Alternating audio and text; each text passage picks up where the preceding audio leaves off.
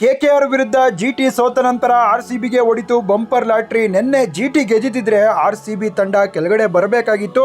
ಈಗ ಅವಶ್ಯಕತೆ ಇಲ್ಲ ಗುರು. ಕೆಕೆಆರ್ ತಂಡ ಜಿಟಿ ತಂಡವನ್ನು ಧೂಳಿಪಟ ಮಾಡಿ ಬಿಸಾಕಿದ್ದಾರೆ.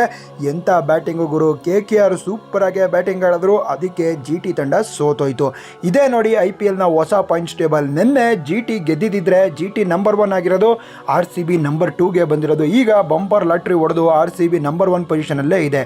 Number 2 GT, number 3 SRH, number 4 PBKS, number 5 RR, 6 CSK, 7 KKR, 8 DC, 9 Mumbai Indians, 10 Lucknow super giants. RCB ತಂಡ ಒಂದು ಒಳ್ಳೆ ಪೊಸಿಷನಲ್ಲಿ ಕುತ್ಕೊಂಡಿದೆ. ಹಾಗೆಯೇ ನಮ್ಮ ನೆಟ್ ರನ್ ರೇಟು ಕೂಡ ಬಲಿಷ್ಠವಾಗಿದೆ. ಎಲ್ಲ team net run rate compare ಮಾಡಿದ್ರೆ RCB net run rate strong ಆಗಿದೆ. ನಾವು ಫೈನಲ್ಗೆಲ್ಲ ಕ್ವಾಲಿಫೈ ಆಗೋದು ಕನ್ಫರ್ಮ್ ಕ್ವಾಲಿಫೈ ಆಗಿದ್ದೀವಿ ಅಂತ ಹೇಳ್ಬೋದು. ಇವತ್ತು RCB ವರ್ಸಸ್ PBKS ಮ್ಯಾಚ್ ಇದೆ. ಪಂಜಾಬ್ಗೆ ಇಂಪಾರ್ಟೆಂಟ್ ಮ್ಯಾಚು, RCBಗೆ ಇಂಪಾರ್ಟೆಂಟ್ ಮ್ಯಾಚು. ಯಾಕಪ್ಪ ಅಂದರೆ RCB ಪಂಜಾಬ್ ವಿರುದ್ಧ ಗೆದ್ದರೆ ನಂಬರ್ 1 ಪೊಸಿಷನಲ್ಲೇ ಉಳ್ಕೊಂಡಿದೆ. ಪಂಜಾಬ್ ಗೆದ್ದರೆ ಪಂಜಾಬ್ ಮೇಲ್ಗಡೆ ಬರುತ್ತೆ, RCB ಅಲ್ಲೇ ಇರುತ್ತೆ. IPLನ ಪ್ರಮುಖ ಪಂದ್ಯದಲ್ಲಿ KKR ತಂಡ ಚಿಂದಿ ಧಮಾಕ ಮಾಡಿ ಬಿಸಾಕಿದೆ ಅಂತ ಹೇಳ್ಬೋದು. ಸ್ಟಾರ್ಟಿಂಗಲ್ಲಿ ಇದೇ ಥರ ಬ್ಯಾಟಿಂಗ್ ಆಡಿದಿದ್ರೆ KKR ಇವತ್ತು ಎಲ್ಲೋ ಇರ್ತಾ ಇತ್ತು. ಆದರೆ ಸ್ಟಾರ್ಟಿಂಗಲ್ಲಿ ಆಡಿಲ್ಲ, ಅದಕ್ಕೆ ಸೋತಿ ಬಂದರು.